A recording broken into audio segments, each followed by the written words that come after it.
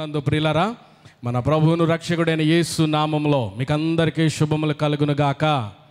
ఫిలిప్పీలకు రాసిన పత్రిక 4వ అధ్యాయం 19వ వచనాన్ని చదువుదాం. కాగా దేవుడు తన ఐశ్వర్యము చొప్పున క్రీస్తు యేసునందు మహిమలో మీ ప్రతి అవసరమును తీర్చును. దేవుని బిడ్డలారా, ఈ చదవబడినటువంటి వాక్య భాగంలో అపోస్తుడైన పౌలు గారు ఫిలిప్పీ సంఘానికి ఆయన వ్రాసినటువంటి ఒక అద్భుతమైనటువంటి వచనాన్ని ఇక్కడ మనం చదువుకున్నాం. ఆయన అంటున్నాడు కదా, దేవుడు తన ఐశ్వర్యము చొప్పున క్రీస్తు యేసునందు మహిమలో మీ ప్రతి అవసరత తీర్చును అని వాక్యంలో రాయబడి ఉంది. చూడండి, ఈ లోకంలో మనం చూస్తే లోకములో ప్రతి వారికి కూడా ఏదో ఒక కొదువ అనేటువంటిది కనబడుతుంది. కొదువ అనేటువంటి అవసరత కానివ్వండి, లోటు కానివ్వండి, మరొకటి కానివ్వండి, లేనటువంటి మనిషి లేడు ఈ లోకంలో. ఏ వ్యక్తిని చూసినా, ఏ కుటుంబాన్ని చూసినా ఆ కుటుంబంలో ఒక కొదువ అనేటువంటిది కనపడుతుంది. వారు ఎంత గొప్పవారైనా కానివ్వండి, ఎంత పేదవారైనా కానివ్వండి, వారు మాట్లాడుతున్నటువంటి మాటలు కనుక జాగ్రత్తగా వింటే కొదువ వారిలో కనపడుతుంది. వారి మాటల్లో ఏదో ఒక అవసరతలో వారు ఉన్నట్టుగా మనకి అర్థమైపోతూ ఉంటుంది. నిరుపేద అయితే అతడు ధనం కొరకు లేకపోతే ఆహారం కోసమో తహతహలాడుతున్నట్టుగా మనకి అర్థమైపోతుంది. అన్నీ ఉన్నవాడైతే కావలసినంత డబ్బు కానీ అధికారము కానీ అన్నీ కనుక సమృద్ధిగా కలిగినటువంటి వాడు. ఆయన మాట్లాడే మాటలు కనుక జాగ్రత్తగా పరిశీలన చేస్తే సమాధానము లేదు ఆ కుటుంబంలో అనేటువంటిది ఇట్టే మనకు అర్థమైపోతుంది. దేవుని బిడ్డరా, ఈ రీతిగా ప్రతి వారిలో కూడా ఇదిగో కొదువ, అక్కర, అవసరత అనేటువంటివి కనబడుతూనే ఉన్నాయి. ఇవి లేనటువంటి మానవుడు లోకములో లేడు అంటే ఆశ్చర్యంగా లేదా? దయచేసి గమనించండి. ప్రతి కుటుంబంలో ఏదో ఒక లోటు కనబడుతున్నటువంటి దినాల్లో మనం ఉంటున్నాం. దేవుని బిడ్డలారా, ఒకవేళ ధనవంతుడిగా ఉన్నవాడు అతడు ఇంకా దేనికోసమో ప్రాకులాడడం, ఏదో లేనట్టుగా కొదువలో ఉన్నట్టుగా అతని యొక్క ప్రయత్నాలు అతను చేస్తూ ఉంటాడు. తాను సాధించవలసింది సాధించలేనప్పుడు కూడా కొదువులో ఉన్నటువంటి పరిస్థితుల్లోనికి వెళ్ళిపోతాడు. కాబట్టి ఈ రీతిగా అనేక మంది వారి యొక్క జీవితాలని చూస్తే, వారి యొక్క కుటుంబ పరిస్థితులను కనుక గమనించినట్లయితే ఏదో ఒక సమస్యతో బాధపడుతున్నటువంటి రోజులు ఇవి. ఈ కొదువను బట్టి ఆ వ్యక్తి ఆవేదనకు గురవుతున్నాడు. తన యొక్క ఆవేదన బట్టి, తన యొక్క బాధను బట్టి ఆ వ్యక్తి కృంగిపోయేటువంటి పరిస్థితుల్లోనికి వెళ్ళిపోతున్నాడు. జాగ్రత్తగా గమనించండి ఈ మాటల్ని. తనకున్నటువంటి బాధను అతడు బయటకు చెప్పుకోలేక, తనకున్నటువంటి వేదనను అతడు అనుభవించలేక, తట్టుకోలేక, దేవుని బిడ్డరా, అతడు డిస్కరేజ్మెంట్లోకి వెళ్ళిపోవడం, లేకపోతే కృంగిపోతున్నటువంటి, అలసిపోతున్నటువంటి పరిస్థితులు అనేక మంది జీవితాల్లో కనబడతా ఉన్నాయి. కృంగిపోతున్నటువంటి పరిస్థితి అది అంత మంచి స్థితి కాదు అని మీకు నేను జ్ఞాపకం చేస్తూ ఉన్నాను. ఉదాహరణకి చూడండి, ఒక చిన్న కథ చెప్తాను, జాగ్రత్తగా వినండి. ఒక యవనస్తుడు ఉన్నాడు. ఆ యవనస్తునికి చట్టి ముక్కు ఉందంట. ఏ ముక్కు ఉంది? చట్టి ముక్కు ఉందంట. ప్రతి వారు కూడా ఆ యవనస్తుని ఏడిపిస్తూ ఉన్నారు, ఎగతాళి చేస్తూ ఉన్నారు. ఒరే చెట్టు ముక్కోడా, ఆ అబ్బాయిని పిలిచినప్పుడల్లా కూడా చెట్టు ముక్కోడా అని పిలుస్తున్నారు అన్నమాట. ఇక ఆ బాధను ఆయన తట్టుకోలేకపోతా ఉన్నాడు. ఏంటి నా పరిస్థితి, ఎవరు నన్ను పిలిచినా కూడా ఇలా హేళన చేస్తూ ఉన్నారు, ఎందుకు ఈ విధంగా? తన స్నేహితులు చూస్తే ఆ విధంగానే ఉన్నారు, ఇంట్లో వాళ్ళు చూస్తుంటే ఆ విధంగానే పిలుస్తూ ఉన్నారని తన చట్టి ముక్కును చూసుకుని చాలా కృంగిపోతున్నటువంటి పరిస్థితి ఆయనకి. ఆ అవమానాన్ని భరించలేకపోతా ఉన్నాడు. ఏమండి, వారు సరదాగా అంటున్నారు, ఎలాగంటున్నారో తెలియదు, కానీ చాలా అవమానానికి ఆ యవనస్తుడు గురవుతున్నటువంటి పరిస్థితి, అతడు తట్టుకోలేకపోతున్నటువంటి పరిస్థితి కనపడుతుంది. ఓ రోజున దేవుడితో మాట్లాడుతూ చాలా కోపగించుకున్నాడు. దేవుడిని అడిగాడు, దేవుడా ఎందుకు నన్ను ఈ విధంగా సృష్టించావు అని దేవుడిని ప్రశ్నించడం ప్రారంభించాడు. కారణం ఏంటంటే అతనిలో ఉన్నటువంటి బాధ.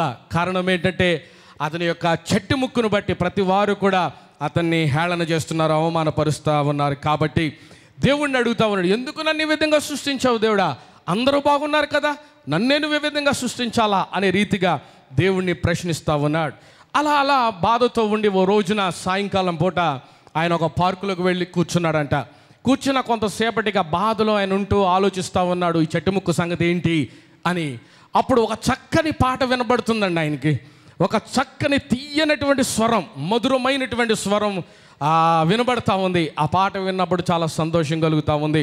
కానీ ఒక ప్రక్క చాలా బాధలో ఆయన ఉన్నాడు. సరే, కొంతసేపటికి ఆ పాట ఎక్కడి నుంచి వినబడుతుందా అని ఆ దిశగా ఆయన వెళ్ళడం జరిగింది. తీరా అక్కడికి వెళ్ళిన తర్వాత చూస్తే ఒక చక్కని అందమైనటువంటి అమ్మాయి, ఆమె అక్కడ కూర్చుని ఆ పార్కులో ఊహల్లో తేలుతూ ఒక చక్కని పాట పాడుతూ ఉందన్నమాట. ఆ అమ్మాయిని చూస్తే చాలా అందంగా ఉంది, చాలా చక్కగా ఉంది, చాలా అద్భుతమైనటువంటి స్వరాన్ని కలిగి మధురమైనటువంటి స్వరంతో ఆ పాట పాడుతూ ఉంది. ఆ పాట అయిన తర్వాత ఆ అమ్మాయి దగ్గరికి వెళ్ళిలా అన్నాడు, అమ్మా నువ్వు ఇంత అందంగా ఉన్నావు, నీ స్వరం చాలా బాగుంది, చాలా చక్కగా నువ్వు పాటలు పాడుతూ ఉన్నావు, నువ్వు ఇలాగో ఈ స్థితిలో ఉన్నావు కాబట్టి నువ్వు ఇలా సంతోషంగా పాటలు పాడగలుగుతూ ఉన్నావు. కానీ నా వైపు చూడు, నా చట్టి ముక్కు చూడు ఎలాగుందో, నా పరిస్థితి ఎలాగుందో తెలుసా, చెప్పినా కూడా నీకు అర్థం కాదు అని ఆమెతో ఆ మాట ఆయన మాట్లాడాడంట. ఆ సమయంలో ఆ తర్వాత మాట విన్న తర్వాత ఆమె ఆయన మాటలు విని ఈ రీతిగా అంది, అయ్యా నా శరీరంలో ఉన్నటువంటి ఈ పరిస్థితి నీకు తెలీదు అని తన కళ్ళద్దాలు కూలింగ్ గ్లాసులు పెట్టుకుని ఉంది. ఆ కూలింగ్ గ్లాసులు తీస్తే ఒక కన్ను గుడ్డి కన్ను, ఒక కన్ను గుడ్డు కన్ను, ఆ తర్వాత పొడవైనటువంటి ఆ యొక్క వెంట్రుకలు, తను వేసుకున్నటువంటి విగ్గు తీస్తే బోడిగుండు, ఆ తర్వాత తన యొక్క చేతులతో తన కాళ్ళను ఆమె ఇలా కొడితే ఆ కాళ్ళు చెక్క కాళ్ళు. దేవుని బిడ్డరా, అది ఆమె పరిస్థితి. ఆ తర్వాత ఆమె ఆయన వైపు చూస్తూ ఈ విధంగా అంది, నా శరీరంలో ఉన్నటువంటి లోపాలు, లేకపోతే నాకున్నటువంటి కొదువ, లేకపోతే నాకున్నటువంటి సమస్యల వల్ల కలిగేటువంటి ఈ చింత, ఈ బాధ కంటే నా యేసు క్రీస్తు ప్రభువారు దయచేసేటువంటి ఈ సంపూర్ణతను బట్టి కలిగేటువంటి ఆ సంతోషం, ఆనందము 1000 రెట్లుగా నా హృదయంలో ఉంది. కాబట్టి నాకున్నటువంటి సమస్య కానీ నాకున్నటువంటి కొదువును బట్టి నేను కృంగిపోతూ అలాగే సతికిలబడి నేను ఇంట్లో కూర్చోలేదు, వాటిని నేను అధిగమించాను. కారణం ఏంటంటే యేసయ్య నాలో ఉన్నాడు. నా పరిస్థితిని కాదు నేను చూస్తుంది, నా పరిస్థితికి మించి నేను చూడడానికి దేవుడే నాకు సహాయం చేశాడు. అంది ఒక అద్భుతమైనటువంటి పాఠాన్ని ఆ రోజున ఆ యవనస్తుడు నేర్చుకుని మరి ఇంకెప్పుడు కూడా తన యొక్క చట్టి ముక్కు వైపు కానీ అద్దంలో నిలబడినప్పుడు దాని మీద మనసు పెట్టడం కానీ దాని గురించి ఆలోచించడం కానీ ఆయన ఇంకా ఎన్నడూ చేయలేదంట. అప్పటి నుంచి కూడా తన జీవితంలో ఆయన ముందుకు వెళ్ళడానికి అవకాశం కలిగింది. దైవజనాంగమా, దయచేసి గమనించండి. నీకు కొదువు ఉండొచ్చు, నీకు కష్టం ఉండొచ్చు, నీకు సమస్యలు ఉండొచ్చు, ఎవరికి చెప్పుకోలేని బాధ నీలో ఉండొచ్చు. కానీ వాటి వైపు కనుక నువ్వు చూస్తూ అలాగే ఉండిపోతే, వాటినే నీవు ధ్యానం చేస్తావంటే, ఆ కుటుంబ సమస్యల వైపే నువ్వు దృష్టిని పెట్టుకుని ఏం చెయ్యాలి దేవుడా అనే రీతిగా కనుక నువ్వు ఉన్నట్లయితే నువ్వు అక్కడే ఉంటావు. దయచేసి గమనించండి. అలా కాకుండా ఆ కష్టం వైపు, ఆ శోధన వైపు కాకుండా దానికి మించి కనుక నువ్వు చూడగలిగితే, దానికి మించి నీ ముందున్నటువంటి భవిష్యత్తును కనుక నువ్వు చూడగలిగితే ఆ అపజయం, ఆ దుఃఖము సంతోషంగా మార్చబడుతుంది. అది ఎలా జరుగుతుందో తెలుసా? నా యేసు క్రీస్తు ప్రభుల వారి ద్వారా ఆ కార్యము జరుగుతుందని మీకు నేను మనవి చేస్తున్నాను. 2 ప్రాముఖ్యమైనటువంటి విషయాలు చెప్తాను, జాగ్రత్తగా వినండి. మీకంటే కొదువ కలిగినటువంటి ప్రజలను చూసి మీరు ఓదార్పైన పొందండి, నెంబర్ 1. రెండవది, కొదువను లక్ష్య పెట్టకుండా, కొదువ వైపే చూస్తూ కూర్చోకుండా, బాధపడకుండా దాన్ని అంగీకరించి తృప్తిగా ఉండండి. తద్వారా మీరు ముందుకు వెళ్ళడానికి అవకాశం కలుగుతుంది. 2 చాలా ప్రాముఖ్యమైనటువంటి పాయింట్స్ ఈ ఉదయకాల సమయంలో మీ ముందు నేను ఉంచుతున్నాను. నెంబర్ 1, మొట్టమొదటిగా మీకంటే కొదువ కలిగినటువంటి ప్రజలు అవతల ఉన్నారు. ఒకవేళ నీకు చెట్టు ముక్కే ఉండొచ్చు, కానీ అవతల ఉన్నటువంటి ఆ అమ్మాయికి కాళ్ళు లేవు, ఆ అమ్మాయికి ఒక కన్ను లేదు, ఆ అమ్మాయికి బోడిగుండు, చాలా సమస్యలు, నిలువెల్ల కూడా సమస్యలే. కానీ ఆమె హృదయంలో సంతోషం ఉంది. ఎలా ఉంది? యేసయ్య వలన ఉంది. దేవుని బిడ్డరా, సమస్య వైపు కాదు మనం చూడవలసింది, కష్టం వైపు చూస్తూ కాదు మనం ఉండవలసింది, దానికి ముందే ఉందో దాని వైపు చూడాలి. అందుకే ప్రభు ప్రతి వ్యక్తిలో కూడా 2 విషయాలు పెట్టాడు. నెంబర్ 1 మనసాక్షి, రెండవది నీలో విల్ పవర్ పెట్టాడు. Will power. ఫర్ ఎగ్జాంపుల్, నీ శరీరానికి ఏదైనా ఒక చిన్న దెబ్బ తగిలిందనుకో, చిన్నగా తెగిందనుకో, నువ్వు మందులు వేయక్కర్లే, ఆటోమేటిక్గా అది హీల్ అవుతుంది. అర్థమవుతుందా? ఆటోమేటిక్గా ఒక చిన్న దెబ్బ తగిలిందనుకో నీ శరీరానికి, నువ్వు మందు పెట్టక్కర్లే, ఆటోమేటిక్గా అది హీల్ అయిపోతుంది. దేవుడు నీ శరీరంలో ఆటోమేటిక్గా హీల్ అయిపోయేటువంటి ఆ యొక్క ఆరోగ్యాన్ని, లేకపోతే స్వస్థతను దేవుడు పెట్టాడు అక్కడ. అర్థమవుతుందా? కాబట్టి 2 విషయాలు. 1, నీలో మనస్సాక్షి. మనస్సాక్షి ఎందుకు పెట్టాడు తెలుసా? కొన్ని చెయ్యకూడనివి ఉన్నాయి, వెళ్ళకూడనివి ఉన్నాయి, మాట్లాడకూడనివి ఉన్నాయి, అవి చేయొద్దు అని చెప్తాడు లోపల ఉన్నవాడు. అది కరెక్ట్ కాదు అని చెప్తాడు. ఏది కరెక్ట్ కాదు నీ మనస్సాక్షి. అయితే కొంతమంది ఎప్పుడు చెడునే చేస్తూ ఉంటారు. దుర్మార్గులు అని పిలువబడతా ఉన్నారు, భయంకరులు అని పిలువబడతా ఉన్నారు. మరి వారిలో మనస్సాక్షి లేదా అని అంటే ఉంది. అయితే ఆ మనస్సాక్షి ఏమైపోయింది? చచ్చిపోయింది. వారిలో పనిచేయడం లేదు. చెప్పి అలిసిపోయి మనస్సాక్షి చచ్చిపోయింది. మనస్సాక్షి లేనోడు అని అంటారు వారిని. 2 విషయాలు మనస్సాక్షి నీలో పెట్టాడు దేవుడు. రెండవది, నీ శరీరానికి ఆటోమేటిక్గా లేకపోతే ఆ యొక్క హీలింగ్ అనేటువంటిది ఆటోమేటిక్గా జరిగేటువంటి ప్రక్రియను కూడా దేవుడు నీలో పెట్టాడు. 2 కూడా మీ మనసులో పెట్టుకుని దేవుని వాక్యం వినాలని మీకు నేను మనవి చేస్తూ ఉన్నాను. కాబట్టి దేవుని బిడ్డలారా, లోకం వైపు కాదు, లోకములో నుండి వినేటువంటి మాటల వైపు కాదు నీ చెవులు ఉండవలసింది. మన చెవులు, మన యొక్క దృష్టి యేసయ్య వైపు ఉండాలి. ఈ ఉదయకాల సమయంలో ఏ కొదువుతో నువ్వు ఇక్కడికి వచ్చావో నాకు తెలియదు. నీ కుటుంబ పరిస్థితి ఏంటో నాకు తెలియదు. నీకున్నటువంటి అవసరత ఏంటో నాకు తెలియదు. కానీ ఈ ఉదయకాలం నీ కోసం నేను ఇక్కడ నిలబడ్డా. నీ కోసం ఒక ప్రత్యేకమైనటువంటి వర్తమానంతో నీ ముందుకు వచ్చాను అని మీకు నేను మనవి చేస్తున్నాను. దేవుని బిడ్డలారా, పరిశుద్ధ గ్రంథాన్ని మనం చూసినట్లయితే కానా అనేటువంటి ఒక ఊరుంది. ఆ ఊరిలో ఒక పెళ్ళి అవుతా ఉంది. ఆ పెళ్లి మధ్యలో ద్రాక్షారసం అయిపోయింది. దేవుని బిడ్డలారా, ఆ కాలంలో ద్రాక్షారసము దేనికి సూచన అంటే సంతోషానికి సూచన. సరే, ఇప్పుడు ద్రాక్షారసం అయిపోవడం అనేటువంటిది ఎలాగుంటుందంటే, పెళ్లి జరుగుతూ ఉన్నప్పుడు మధ్యలో భోజనం అయిపోతే ఎలా ఉంటుందండి? నువ్వు కోట్లు పెట్టి పెళ్లి చేయి, భోజనం కనుక సరిగ్గా లేకపోతే పెళ్ళి బాగా జరిగినట్ట బాగా జరగనట్ట. వెళ్ళాంలేండి పెళ్ళికి, ఎన్ని లక్షలు పెడతా ఏముంది, చేశాడు పెద్ద పెళ్ళి, భోజనం లేదు. భోజనం లేకపోతే పెళ్ళి ఎంత గ్రాండ్గా చేసినా సరే పరిస్థితి అలాగే ఉంది. అక్కడ ద్రాక్షరసం అయిపోయింది. దేవుని బిడ్డలారా, వారు చేసినటువంటి పని ఏంటో తెలుసా? యేసయ్య ఉన్నాడు అక్కడ. యేసయ్య ఉన్నాడు. పరిగెత్తుకుని యేసు దగ్గరికి వచ్చి, యేసయ్య ఇది ఇంట్లో పరిస్థితి, యేసయ్య ఇది ఇంట్లో పరిస్థితి. ఇంట్లో పరిస్థితి బయట ఎవరికి తెలియదు. ఇంట్లో పరిస్థితి తెలిసిన వాడు ఒకడున్నాడు. ఆయన దగ్గరికి వెళ్ళి చెప్పాలి, ఊరోళ్ళ దగ్గరికి వెళ్ళి చెప్పొద్దు. నీ ఇంటి సంగతి, నీ బ్రతుకు, నీ జీవితం గురించి వెళ్ళి ఊరోళ్ళ దగ్గరికి చెప్పొద్దు. ఎందుకో తెలుసా? ఆ ఊరోళ్ళు, ఆ మనుషులు నీకు పరిష్కారం చేయలేరు. వారు చేసేది ఏంటో తెలుసా? నీకు ఇంకా అవమానాన్ని తీసుకొస్తారు. కాబట్టి నీ సమస్య, నీ కష్టం, నీ కొదువ ఎవరికి చెప్పాలి? దాన్ని తీర్చగలిగిన వాడికి చెప్పాలి. ఆ రోజున యేసయ్య దగ్గరికి వచ్చారు వాళ్ళు. వచ్చి ఏం చేశారో తెలుసా? యేసయ్య ద్రాక్షరసం అయిపోయింది ప్రభువా, ఇది పరిస్థితి, నీళ్లు ఉన్నాయి అని అన్నారు. యేసయ్య నీళ్లు తీసుకురా, నీటిని దేనిగా చేశాడు? ఆయన ద్రాక్షరసంగా మార్చాడు. ఆ ఇంటిలో ఉన్నటువంటి కొదువను ఆయన సంతోషంగా మార్చాడు. నీ ఇంటిలో సంతోషము కొదువుగా ఉందా? నీ ఇంట్లో సంతోషం లేదా? ఏమండి, మేమందరము కలిసి కుటుంబస్తులుగా కూర్చుని నవ్వుకొని సంతోషంగా గడిపినటువంటి రోజులు చాలా కాలం అయిపోయిందండి. మా ఇంట్లో సంతోషం లేదు, మా ఇంట్లో నెమ్మది లేదు, మా ఇంట్లో సమాధానం లేదు. ఎన్నో కుటుంబాలని కదిలిస్తే ఈ మాటలు మనకి వినపడతాయి. ఉదయకాల సమయంలో నా ప్రియమైన దైవ జనాంగం దయచేసి గమనించండి. ఒకవేళ ఇంటిలో సమాధానం కొదువుగా ఉన్నట్లయితే, ఒకవేళ సంతోషము కొదువుగా నీ ఇంట్లో ఉన్నట్లయితే ఆ పరిస్థితి ఈరోజు మార్చబడాలి. అందుకని యేసయ్య ఆయన ఒక రోజున బోధిస్తూ ఉన్నప్పుడు ఈ రీతిగా ఆయన మాట్లాడాడు. యోహాను సువార్త 15వ అధ్యాయం 11వ వచనాన్ని చదువుకుందాం.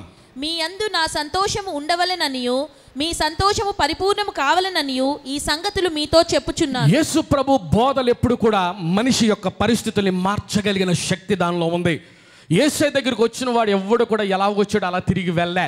కష్టాల్లో ఉన్నటువంటి వారు, బాధల్లో ఉన్నవారు, అనారోగ్యంతో ఉన్నవారు, నడవలేని వారు, చనిపోయినటువంటి వారు యేసయ్య సమక్షంలో ఉన్నప్పుడు అద్భుతమైనటువంటి కార్యాలు వారు చూడగలిగారు, పొందుకోగలిగారు. అందును బట్టి యేసయ్య అక్కడ ఉన్నటువంటి ప్రజలతో మాట్లాడుతూ అంటున్నాడు కదా, అయ్యా మీలో సంతోషము లేదు, ఆ సంగతి నాకు తెలుసు. మీ కుటుంబాల్లో నెమ్మది లేదు, ఆ సంగతి నాకు తెలుసు.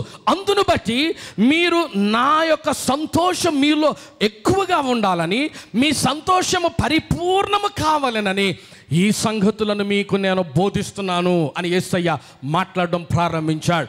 దేవుడు మనలో కోరుకునేది ఏంటో తెలుసా? ఆయన సంతోషం మనలో ఉండాలని కోరుతున్నాడు.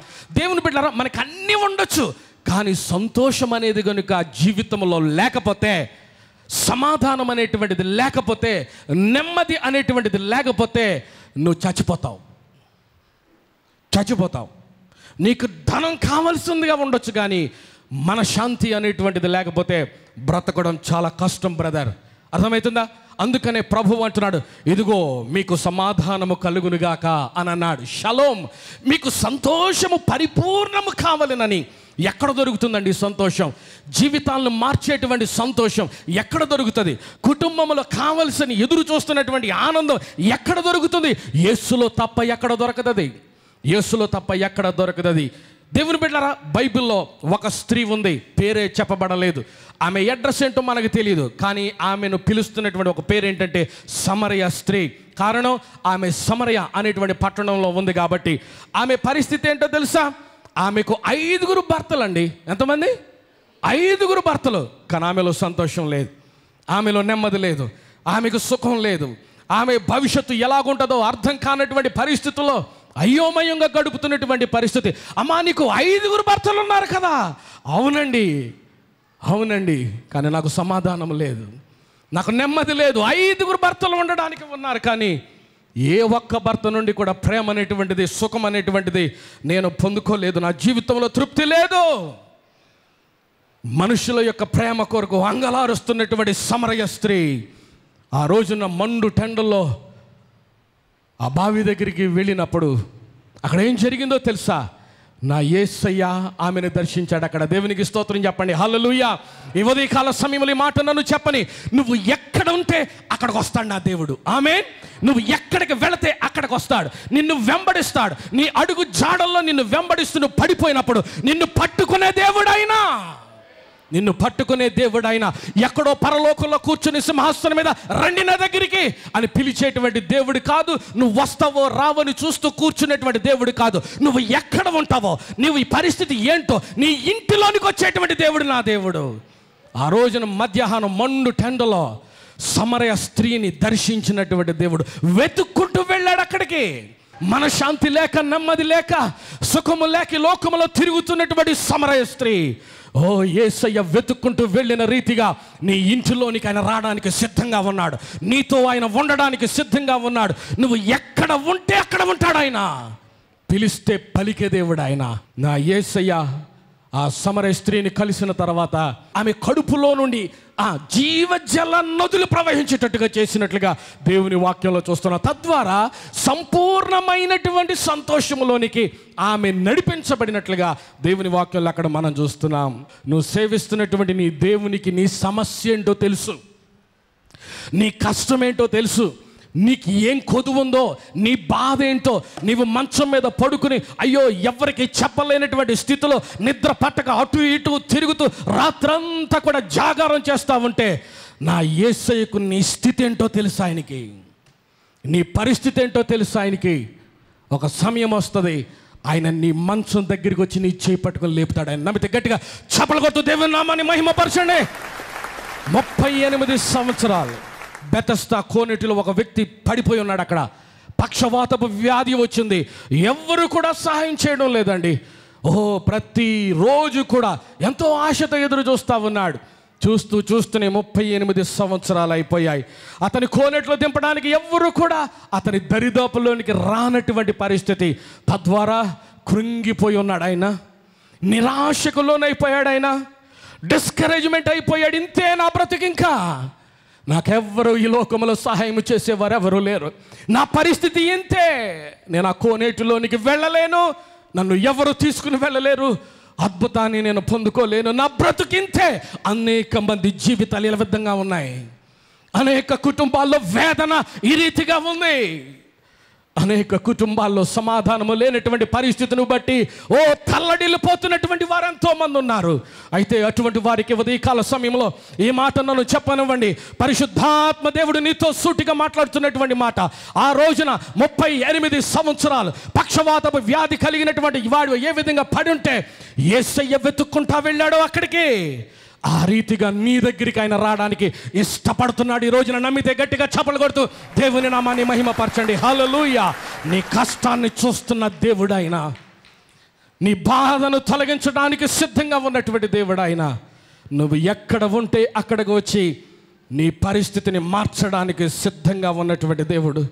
యేసయ్య వెళ్ళాడు, ఆ వ్యక్తితో ఒకే ఒక్క మాట ఆయన సెలవిచ్చాడు, నీవు లేచి నీ పరుపెత్తుకుని నడువుము అని చెప్పగా రైస్ టేక్ అప్ దై బెడ్ అండ్ వాక్, లేచి నిలబడి వెళ్ళన్నామన్నాడు. అంతే. వెళ్ళాడా లేదా? పరిపెత్తుకున్నాడా లేదా? యేసయ్య మాటలో జీవం ఉంటుంది. ఆమేన్, హల్లెలూయా. మీకు అనేక సార్లు నేను చెప్పాను, కొన్ని వ్యాధులకు మందులు ఇవ్వండి లోకంలో, కొన్ని సమస్యలకు పరిష్కారం లేదు లోకంలో. యేసయ్య మాటలో ఉంది, నజరేయుడైన యేసు మాటలో ఉంది. ఆ శక్తి, ఆ ప్రభావము, ఆ స్వస్థత, సమస్యకు పరిష్కారం యేసయ్య మాటలో ఉంది. నమ్మితే గట్టిగా చప్పలు కొడుతూ దేవుని నామాన్ని మహిమ పరచండి. హల్లెలూయా. యేసయ్య లవోదికయ సంఘం గురించి ఆ పరిస్థితి చూసి చాలా వేదన పడినట్లుగా దేవుని వాక్యంలో ఉంది. ప్రకటన గ్రంథం 3వ అధ్యాయం 17వ వచనం చూడండి. నీవు దౌర్భాగ్యుడవును, దిక్కుమాలిన వాడవును, దరిద్రుడవును, గ్రుడ్డివాడవును, దిగంబరుడవై ఉన్నావని ఎరుగక నేను ధనవంతుడను, ధనవృద్ధి చేసి ఉన్నాను, నాకేమీ కొదువలేదని చెప్పుకొనుచున్నావు. నీవు ధనవృద్ధి చేసుకొన్నట్లు అగ్నిలో పుటము వేయబడిన బంగారమును, నీ దొసముల సిగ్గు కనపడకుండునట్లు ధరించుటకు తెల్లని వస్త్రములను, నీకు దృష్టి కలుగునట్లు నీ కన్నులకు కాటుకను నా యొద్ద కొనుమని నీకు బుద్ధి చెప్పుచున్నాను. నేను ప్రేమించు వారందరినీ గద్దించి శిక్షించుచున్నాను గనుక నీవు ఆసక్తి కలిగి మారు మనస్సు పొందుము. అది చాలా ప్రాముఖ్యమైనటువంటి పాయింట్. ఇక్కడ ఈ లవోదిక సంఘం యొక్క పరిస్థితి చూసి యేసయ్య చాలా వేదన పడుతున్నాడు. అక్కడ ఆయన అంటున్నాడు, నీవు దుర్మార్గుడవును, దిక్కుమాలిన వాడవును, దరిద్రుడవును, ఈ రీతిగా మాట్లాడుతూ దిగంబరుడవై ఉన్నావని ఎరుగక, నువ్వు పెద్దేదో బిల్డప్ ఇస్తున్నావు బయటికి, చాలా భక్తిపరుణ్ణి, చాలా నీతిమంతుణ్ణి, అబ్బో నాకు అన్నీ తెలుసు, స్వయం నీతి ఎక్కువ అనే రీతిగా నువ్వు యాక్ట్ చేస్తున్నావు, నువ్వు నటిస్తున్నావు. కానీ నీ పరిస్థితి అది కాదు. ఏదో నాకు కావలసినంత ధనం ఉంది, నేను ధన సమృద్ధి కలిగిన వాడను అని నువ్వు అనుకుంటున్నావు. నాకేమీ కొదువ లేదు అని నువ్వు అనుకుంటున్నావు. నాకేం సమస్య లేదు అని నువ్వు చెప్తూ ఉన్నావు. కానీ ఇదిగో నీ పరిస్థితి అది కాదు, నీ భక్తి అది కాదు. ఇదిగో నీ పరిస్థితి ఏంటంటే నీవు నీ యొక్క మనస్సు కనుక మార్చుకోపోతే, అది ఆయన హెచ్చరిస్తున్నటువంటి మాట. ఈరోజున అనేక సంఘాల పరిస్థితి ఇలాగే ఉందండి. యేసయ్య హెచ్చరిస్తున్నాడు లవోదిక సంఘాన్ని. కాబట్టి ఆ రీతిగా నీవు ఆసక్తి కలిగి మారు మనసు పొందుము, మారు మనసు పొంది నీ యాటిట్యూడ్, నీ ప్రవర్తన మార్చుకోవాలి అని దేవుడు మాట్లాడుతున్నటువంటి మాట. దేవుని బిడ్డలారా దయచేసి గమనించండి. ఏ విషయంలో నీవు కొదువలో నువ్వు ఉంటున్నావు, నువ్వు ఆలోచన చేయాలి. ఆత్మీయమైనటువంటి విషయాల్లో ఒకవేళ నీకు కొదువగా కనబడుతూ ఉన్నట్లయితే ఇప్పుడే ఈ సమయంలో ప్రభువుని అడగాలి. ప్రభువా, ఇదిగో ఆత్మీయమైనటువంటి ఈ కొదువలో నేనున్నాను ప్రభువా. కొదువ అని నేను మాట్లాడేటప్పుడు, లేకపోతే లోటు అని నేను మాట్లాడేటప్పుడు ప్రతిసారి కూడా అదేదో ధనమో లేకపోతే మరొకటో దాని వైపే కాకుండా ధ్యాస ఆధ్యాత్మికంగా నీలో ఉన్నటువంటి కొదువేంటి. ఏమండి, నువ్వు వాక్యం చదవాలి, కానీ వాక్యం చదవడం లేదు, నీలో కొదువ కనబడుతుంది. ప్రార్థన చేయాలి, ప్రార్థన చేయలేకపోతా ఉన్నావు, నీలో కొదువ కనబడుతుంది. మందిరానికి వెళ్ళాలి, ఆరాధనలో నువ్వు ఉండాలి, దేవుణ్ణి ఆరాధించాలి, కానీ ఆ రీతిగా నువ్వు చేయలేకపోతున్నావు, నీలో కొదువ కనబడుతుంది. కాబట్టి నాలో ఏం కొదువ ఉంది? నేను ఇందాక చెప్పాను, ప్రతి వారిలో కూడా ప్రతి కుటుంబంలో ఏదో ఒక కొదువ, ఏదో ఒక లోటు అనేటువంటిది ఉంది. కాబట్టి ఉదయకాల సమయంలో నాలో ఉన్నటువంటి లోటు, ప్రభువా నాలో ఉన్నటువంటి కొదువ, ఆ అవసరత ఏంటో అది ఆలోచించి ప్రభువుని అడగాలని మీకు నేను మనవి చేస్తున్నాను. దయచేసి కళ్ళు మూసుకుని ప్రార్థన చేద్దాం.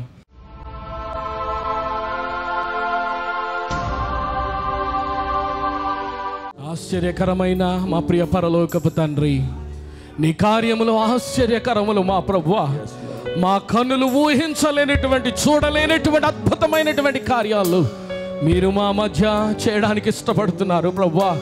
ఎవరైతే నీ దగ్గరికి వస్తారో, ఎవరైతే నిన్ను ఆహ్వానిస్తారో మా తండ్రి, వారితో నేను ఉంటానని సెలవిచ్చిన దేవుడవు ప్రభువా. ఇదిగో మా హృదయం అనేటువంటి తలుపును తడుతూ ఉంటుండగా నీ స్వరమును మేము విని మా ప్రభువా నిన్ను మా హృదయంలోనికి ఆహ్వానించే భాగ్యం మాకు అనుగ్రహించండి. నువ్వు మాతో ఉంటే మాలో దిగులు ఉండదు ప్రభువా, మాలో కష్టం ఉండదు, మాలో కొరత ఉండదు, మాలో ఏ విధమైనటువంటి వ్యాధి బాధలు ఉండవు. నువ్వు మాలో లేవు కాబట్టే ఇవన్నీ కూడా మమ్మల్ని చుట్టుముట్టాయి. దయచేసి రండి మా దగ్గరికి, ఉండండి మాతో ప్రభువా, రండి మా ఇంటికి. ఉదయకాల సమయంలో ఈ వాక్యం వింటున్నటువంటి ప్రతి వారి యొక్క జీవితాల్లో మీ కార్యములను ప్రారంభించమని ప్రార్థన చేస్తా ఉన్నాను. సాతానుకు అపజయం, నీకు జయము కలుగునుగాక. యేసు రక్తం జయం. ఆ రీతిగా నీ కార్యములు జరిగించండి. బిడ్డలందరినీ ఆశీర్వదించండి. మా సంఘమును బట్టి నీకు వందనాలు యేసయ్యా. ఈ బండ మీద నా సంఘమును కడతానని కట్టుకున్నావు. ఈ సంఘము నీది నాయనా. ఓ దీనికి వ్యతిరేకంగా రూపించబడే ఏ ఆయుధము కూడా వర్ధిల్లదన్నావు. ఆ రీతిగా ప్రతి ఆయన వ్యతిరేకతకు అపజయాన్ని కలుగు చేస్తున్నదిగా నీకు స్తోత్రాలు. సైతానీయ క్రియలకు లయపరుస్తున్నదిగా నీకు స్తోత్రాలు నాయనా. ఓ నాయన, ఇంకను నీ ప్రజలను మీరు ఆశీర్వదించండి నాయనా. మా సంఘంలో ఉన్న ప్రతి కుటుంబాన్ని నీ చేతులుగా అప్పగిస్తున్నాను. ఎవరైతే అనారోగ్యంతో ఉంటున్నారో వారిని స్వస్థపరచండి. ఇప్పుడే హాస్పిటల్లో ఉన్నటువంటి కుటుంబాన్ని ఇప్పుడే యేసు నామములో ప్రభువా, ఇదిగో నీ పునరుత్థాన శక్తిని ప్రకటిస్తున్నాను. అక్కడ ఏ విధమైనటువంటి ఇన్ఫెక్షన్ ఉండడానికి వీలు లేదు. జ్వరాన్ని యేసు నామములో ఇప్పుడే మీరు ముట్టమని ప్రార్థన చేస్తా ఉన్నా ప్రభు. అలాగే ఇంకా ఎవరైతే ఈరోజు నీ మందిరానికి రాలేకపోయినారో వారిని జ్ఞాపకం చేసుకోనండి నాయన. బలహీనతలను తొలగించండి. నీ అద్భుతమైనటువంటి ఆశీర్వాదము చేత, నీ సంతోషము చేతను తృప్తిపరచమని యేసు నామమున అడిగి వేడుకుంటున్నాను మా పరమ తండ్రి. ఆమేన్, ఆమేన్, ఆమేన్. వివరములకు సంప్రదించవలసిన మా చిరునామా రాక్ చర్చ్ 10-5-7/6/1